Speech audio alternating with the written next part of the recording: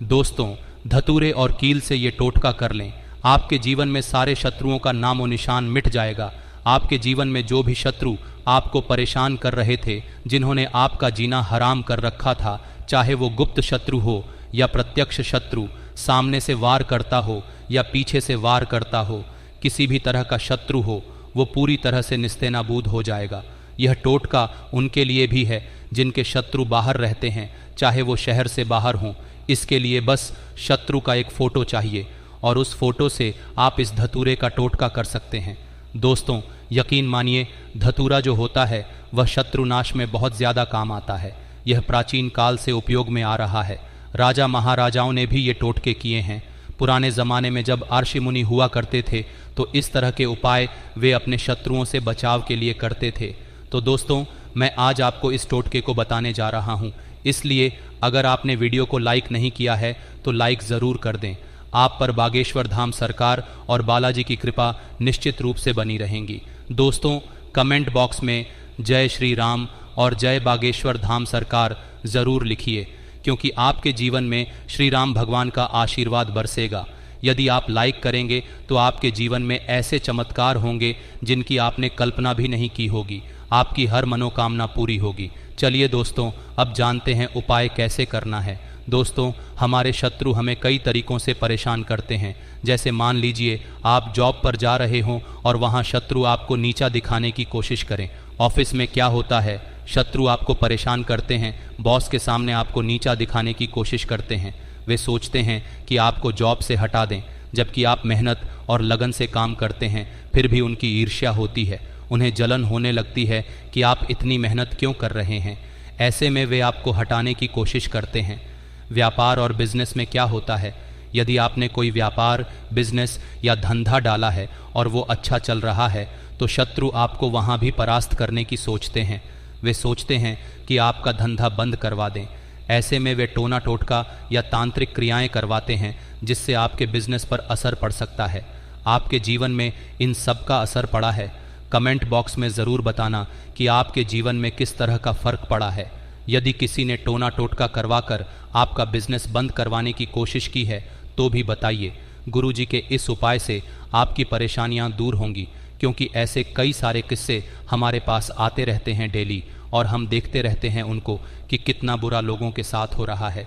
तो दोस्तों, अब एक और टोटका जो होता है, मतलब एक और जो शत्रु होता है, वो होता है दोस्तों गुप्त शत्रु।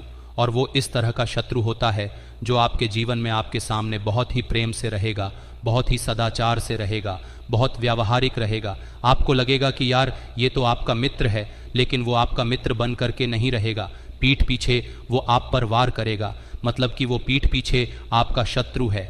आगे से क्या बात करेगा, पीछे से क्या बात करेगा। तो इस तरह के जो मित्र होते हैं वो भयंकर खतरनाक शत्रु होते हैं, क्योंकि आप उन्हीं के साथ रहते हैं, आप उन्हीं पर भरोसा भी करते हैं, क्योंकि वो मित्र बन करके रह रहे हैं। मान लीजिए आपको गलती से कोई चीज़ खिला पिला दी तो हो सकता है कि आपका वहीं पर बुरा हो जाए, है ना। लोग क्या है, लकवाग्रस्त भी कर देते हैं ऐसे लोग, ऐसे व्यक्ति को, या फिर कोई बीमारी दे देते हैं। कोई बीमारी उनको हो जाती है जो साफ ही नहीं होती। तो इस तरह की जो बातें हैं वो गुप्त शत्रु आपसे करते हैं। तो ये टोटका जो उन शत्रुओं के इलाज के लिए भी है कि वो जो गुप्त शत्रु हैं, चाहे वो आपका प्रत्येक शत्रु हो, चाहे वो आपका दूर का शत्रु हो।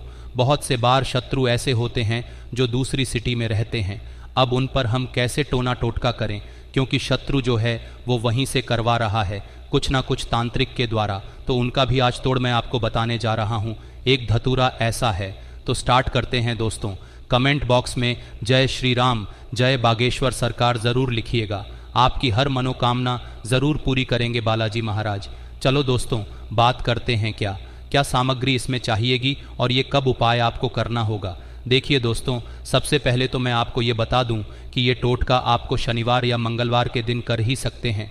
साथ ही में दोस्तों, रविवार और सोमवार के दिन भी कर सकते हैं, क्योंकि ये दोनों दिन जो हैं, रविवार को तो हर टोटका किया जाता है, लेकिन सोमवार को भगवान शिव का वार है और इस दिन इस टोटके को कर सकते हैं, क्योंकि धतूरा जो होता है भगवान शंकर को बहुत ज़्यादा पसंद होता है। इस कारण से रविवार के दिन भी इस टोटके को आप कर सकते हैं। अब ये टोटका ठीक है, रविवार को तो हमने कर लिया, कभी भी कर लिया, ज़्यादा इमरजेंसी हो तो आप कभी भी कर सकते हैं। टोटका हमेशा फल देता है। अब इसमें क्या क्या चाहिएगा सामान, देखिए दोस्तों। सबसे पहले तो आपको एक धतूरा लाना है। अब ये धतूरा आपको मालन के पास भी मिल सकता है या फिर धतूरे के पेड़ इर्द गिर्द लगे रहते हैं। आपके घर के आसपास देखिएगा, कॉलोनियों में देखिएगा, कहीं ना कहीं धतूरे के पेड़ जो हैं आपको दिख जाएगा और उसमें धतूरा भी आपको दिख जाएगा। ठीक है, तो कहीं से भी आप धतूरे की व्यवस्था कर लीजिए। मालन भी देती है तो RS2 का या RS5 का धतूरा देती है, तो आप माँ से भी जाकर के ला सकते हैं।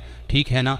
अब देखिए, धतूरा लेने के बाद क्या करना है। धतूरा लेने के बाद आपको किस तरह से उसमें टोटका करना है, तो आप धतूरा ले आएंगे और एक कील लानी है। अब कील कौन सी होनी चाहिए, कितनी बड़ी होनी चाहिए, देखिए कील ऐसी होनी चाहिए जो बहुत ज़्यादा लंबी हो। लंबी का मतलब जैसे कि धतूरे के आर पार आ जाए और धतूरे से भी नीचे तक निकल जाए, इस तरह की कील आपको चाहिए। ठीक है, जंग लगी कील होगी, आपके घर में पुरानी कील पड़ी होगी तो सबसे बेहतर है। कील टेढ़ी नहीं होनी चाहिए, बिल्कुल सीधी कील होनी चाहिए। इस बात का भी विशेष ध्यान रखना है। अब आपको एक चाकू चाहिए। ठीक है, एक चाकू आप ले लीजिएगा और एक फ़ोटो चाहिए, यानी दुश्मन का फ़ोटो। अब आप कहेंगे कि गुरुजी हमारे पास तो दुश्मन का फ़ोटो नहीं है, क्योंकि हम तो जानते ही नहीं कि हमारा दुश्मन कौन है। तो ये दोनों के लिए टोटका बताने जा रहा हूँ। सबसे पहले जिसके पास फ़ोटो है उसका टोटका, और जिसका फ़ोटो आपके पास नहीं है उसका भी टोटका। वो दोनों में ज़्यादा फ़र्क नहीं होगा। आगे समझेंगे तो वीडियो को अंत तक देखते रहिएगा। बहुत ही ज़बरदस्त वीडियो, टोटका भी सीख लीजिएगा। अब आपको करना क्या है, सबसे पहले तो आपको दक्षिण दिशा में बैठना है अपने घर पर, और धतूरे को ऐसे काटना है कि उसकी 2 हिस्से ना हो। मतलब 2 हिस्से नहीं करने धतूरे के, केवल आधा चाकू जलाने नहीं, आधा धतूरा कट जाए, इस तरह का आपको करना है। ठीक है, अब आप क्या करेंगे, धतूरे के अंदर जिसका भी फ़ोटो है, मान लीजिए आपका कोई शत्रु है, उसका फ़ोटो आपके पास है और वो दूर सिटी में रहता है या कहीं बाहर रहता है। ठीक है, या फिर आपके गांव में भी रहता है, कोई भी हो, लेकिन उसका फ़ोटो आपके पास होना चाहिए। तो आप क्या करें, उसमें जो आपने धतूरे को काटा था उस काटे हुए भाग में आपको इस फ़ोटो को लगा देना है, गुस्सा देना फ़ोटो को अंदर, और उसके बाद कील से उस धतूरे के आर पार आपको कील ठोकनी है उस फ़ोटो में से, है ना। तो ये कील जो है उसके फ़ोटो में से निकल जाए, फ़ोटो के आर पार हो जाए, धतूरे के आर पार हो जाए। ठीक है, और इस धतूरे को आपको क्या करना है, कहीं भी बाहर, जैसे कोई ऐसी भूमि होती है जहाँ पर सुनसान रहता है ना, वहाँ थोड़ा गड्ढा खोदना है और कील सहित उस धतूरे को गाड़ देना है। कील ज़मीन में गड़नी चाहिए, ध्यान रखना, क्योंकि धतूरे और फ़ोटो में से होती हुई कील बाहर निकलेगी। उस कील को आपको ज़मीन में गाड़ देना है, गड्ढे को बंद करना है और आ जाना है। ये तो वो टोटका था जिसके पास फ़ोटो है। अब मान लीजिए आपके पास किसी दुश्मन का फ़ोटो नहीं है, तो आप कैसे करेंगे इसको। तो आप क्या करेंगे, एक सफ़ेद रंग का कागज़ लेंगे जिसमें कोई लाइन नहीं होगी, दोनों तरफ से कोई लाइन नहीं होनी चाहिए, और उस कागज़ में आपको शत्रु का नाम लिखना है। अब बहुत से लोग कहेंगे गुरुजी हमें शत्रु का नाम नहीं पता, हमें बस ये पता है कि हमें ये भी नहीं मालूम कि हमारे शत्रु कौन हैं और कौन हमारे खिलाफ क्या कर रहा है या करवा रहा है। तो ये गुप्त शत्रु वाला मामला हो जाता है। यदि आपका कोई गुप्त शत्रु है या फिर आपको शत्रु का नाम पता नहीं है, तो केवल आप शत्रु लिख दीजिए। अब कागज़ पर जब आप शत्रु लिखेंगे तो ध्यान रखना कि काले पेंट या काले कलर के मार्कर से लिखेंगे। आप काजल का भी इस्तेमाल कर सकते हैं। काजल का इस्तेमाल कैसे करें, माचिस की एक सीख ले लें, उसे काजल में डुबोएं और उससे शत्रु लिख सकते हैं, लेकिन ध्यान रहे काले रंग से ही लिखना है, लाल रंग से नहीं। बहुत से लोग बताते हैं कि लाल रंग से लिखें, लेकिन ऐसा करने से शत्रु की चेतना जागृत हो सकती है और उसे कोई कष्ट महसूस नहीं होगा। आपको काले रंग का ही इस्तेमाल करना है। काले रंग के मार्कर का प्रयोग करें और उस पर शत्रु लिख दें। अब आपको क्या करना है, एक कील लेनी है और उसे धतूरे के आर पार ठोकना है। ध्यान रखें कि बीच में कागज़ रखना है। धतूरे को जो आपने फाड़ा था उसे बिल्कुल आधा काटा था, उस आधे कटे हुए धतूरे में आपको कागज़ घुसाना है जिस पर आपने शत्रु लिखा था। अब इस कील को धतूरे के आर पार कर दें। ध्यान दें कि कील कागज़ में से भी आर पार होनी चाहिए। एक बात और, शत्रु जो लिखा था उसके बीचों बीच कील होनी चाहिए। अब इस धतूरे को कहीं सुनसान जगह पर लेकर जाएं।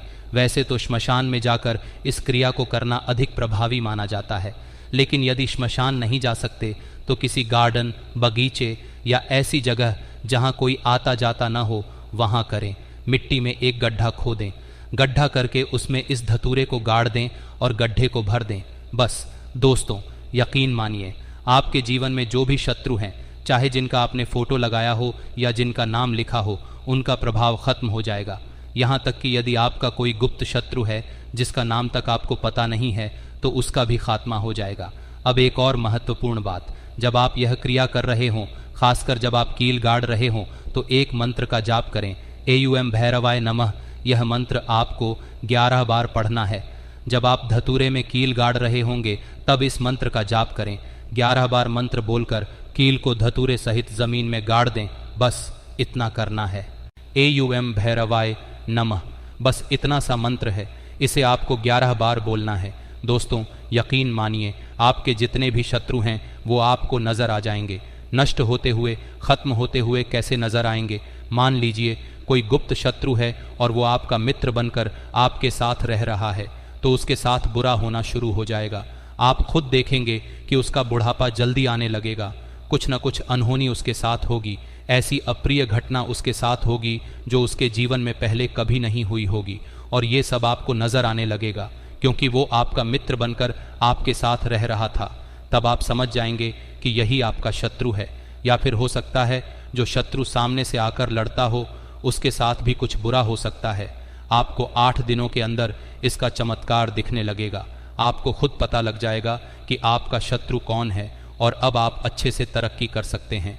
अगर आपकी दुकान थी तो दुकान चलना शुरू हो जाएगी। आपके जो भी कार्य रुके हुए थे वो पूरे होने लगेंगे।